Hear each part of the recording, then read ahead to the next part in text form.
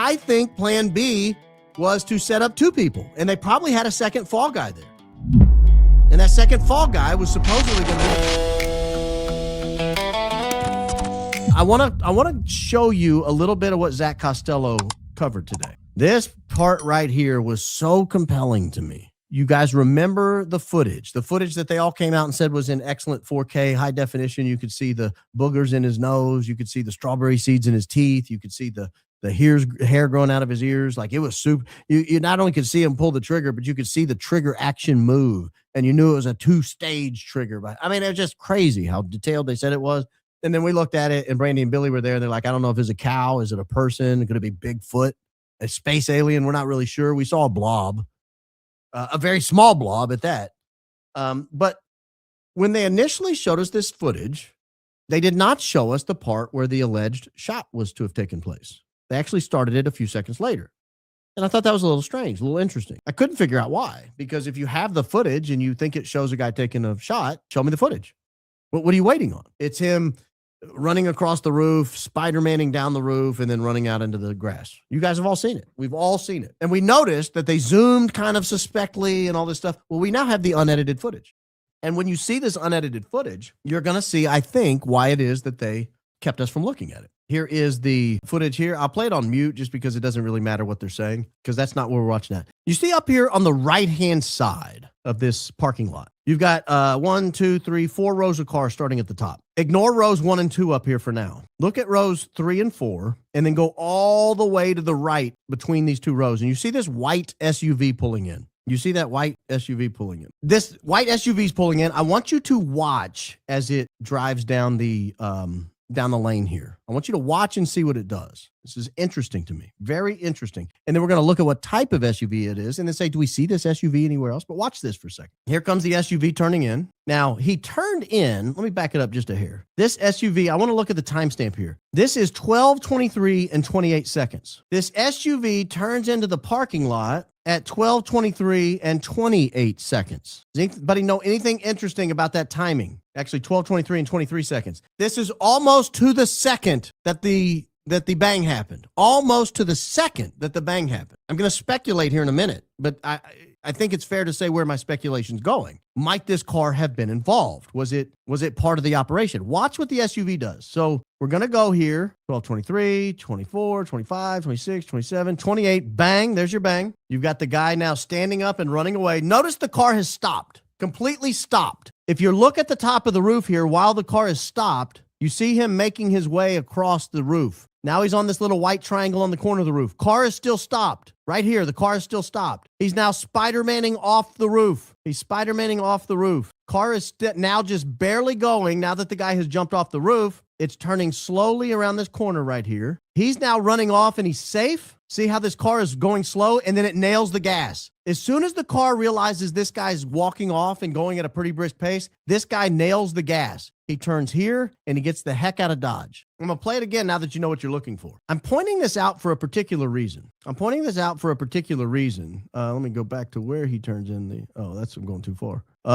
The timing is just too incredibly suspect. And now I'm going to speculate that this car was a pickup car in case he got injured coming off the roof. I'm going to speculate that, and I'm going to support that in a minute. This is a pickup car, in my opinion, in case that guy got hurt hurtling off the roof. He turns in almost to the second that the big bang happens. Almost to the second, maybe 5-8 seconds before. And then he stops until the guy runs all the way to the roof, which means, if I'm right, there had to be some kind of communication so this guy would have been told when he was dropping off the roof so he could start turning to go pick him up if he needed to. Watch it again. This blob up here that's supposedly up here in HD taking the shot is still lying down. The car comes to a complete stop right here. I'll tell you when the blob gets up and start running up there. Oh, he's running across the roof now. He's almost to the white triangle. Now he's entering the white triangle. The car is still stopped. The guy's climbing down, Spider-Manning off the roof. This is a 15, 18-foot roof. It's not out of the realm of possibility. You might break an ankle, sprain an ankle, tear up a knee, in which case you would be dead in the water if you didn't have a getaway car. Now the guy is running across the grass. This white truck can see he's safe, and watch the acceleration. Whoa! He's getting out of there in case he needs to pick him up. He has to get to the end down there to see if he needs to pick him up. Nope, guy's going that way. All right, I'm out of here. I don't think I'm wrong about that. I don't think I'm wrong about that. I don't think I'm wrong about that at all. In fact, have we seen that car before? That exact white SUV? Have we had an opportunity to see that before? Well, now that we've had brilliant Zach Costello pointing this out on the Zach Costello show, I want you to see this footage here. This is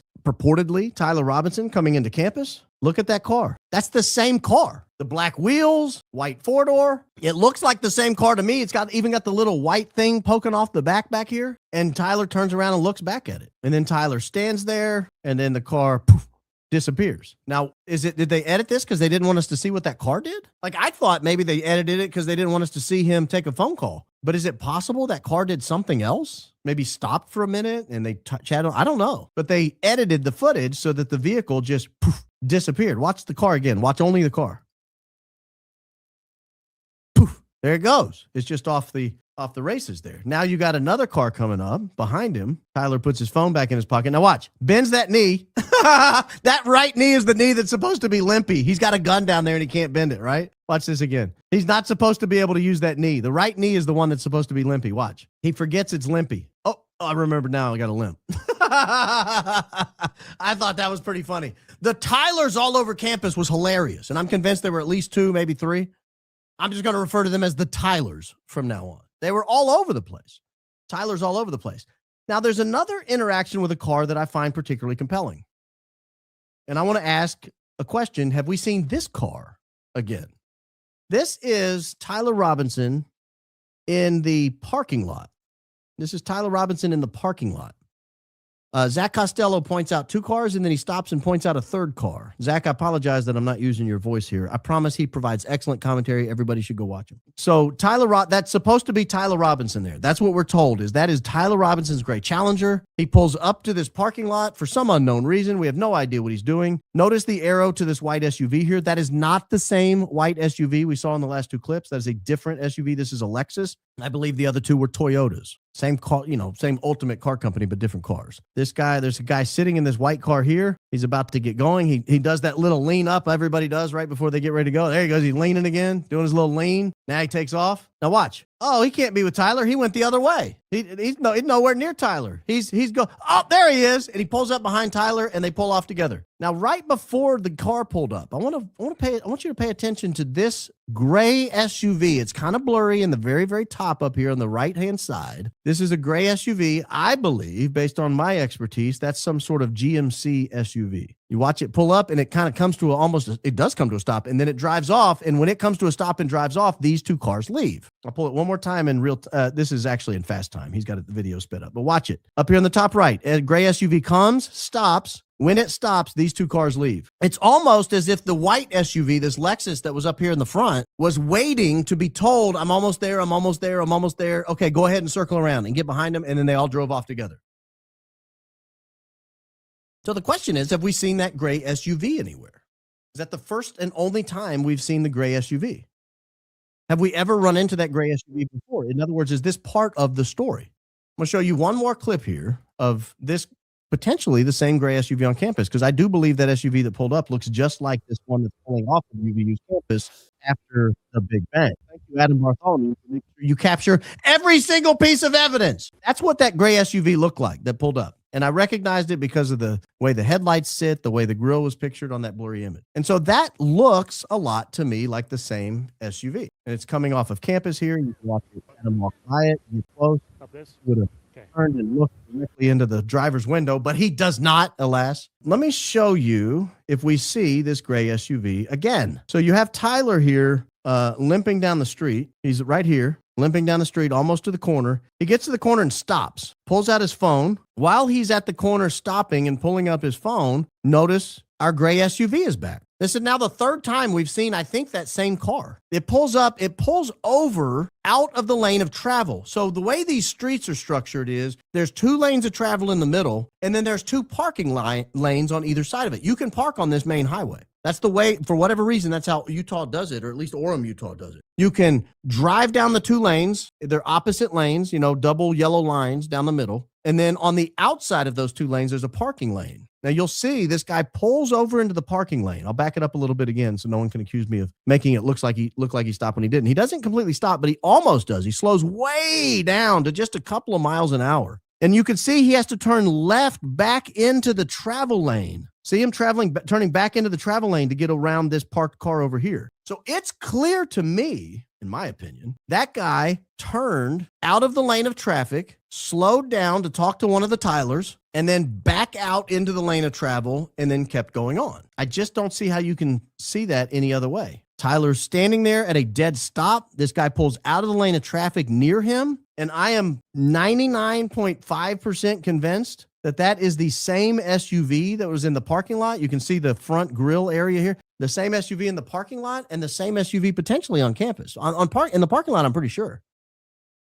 And so the question becomes, if you believe that Tyler Robinson planned and executed Charlie Kirk, are you asking any of these questions? Like, who are these people? Who is in the white SUV that very obviously waited for him to jump off and make sure he was okay before speeding off?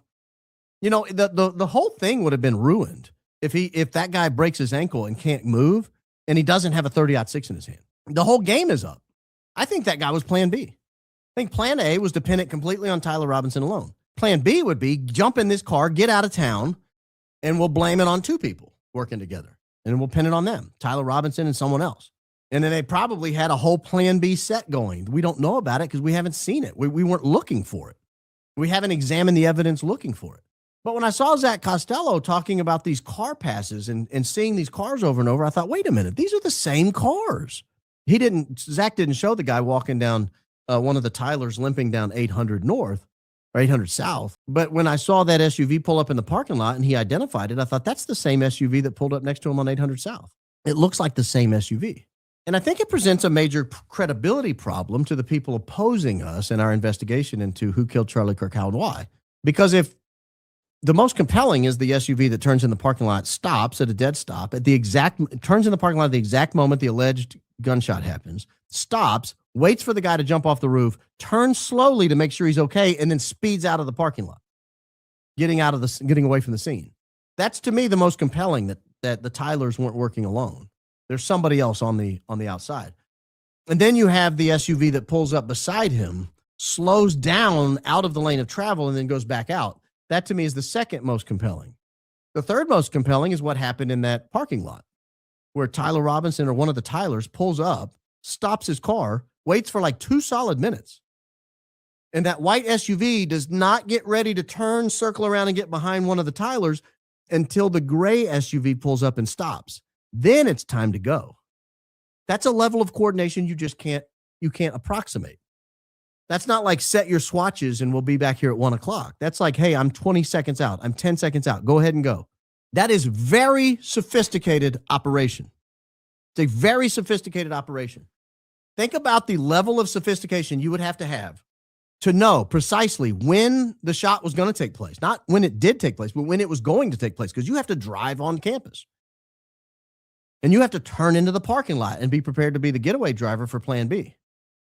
I'm just insanely curious. I wish they would have turned their cameras and we had better views inside those cars, because I want to know, are they wearing maroon shirts? Are they all the Tylers? Are these all the 3 or 4 different Tylers? And they're all also just driving cars. But I get back to it. I think Plan B was to set up 2 people, and they probably had a second fall guy there. And that second fall guy was supposedly going to be the pickup guy driving them off. Because there's no way that if the guy jumps off the roof and twists his ankle, they go, well, we tried. We were going to pull off a frame job on a guy named Tyler Robinson, but sorry, Bill. I guess you're going to have to eat it. That's not the way these operations work. They've got a backup plan and a backup to the backup plan.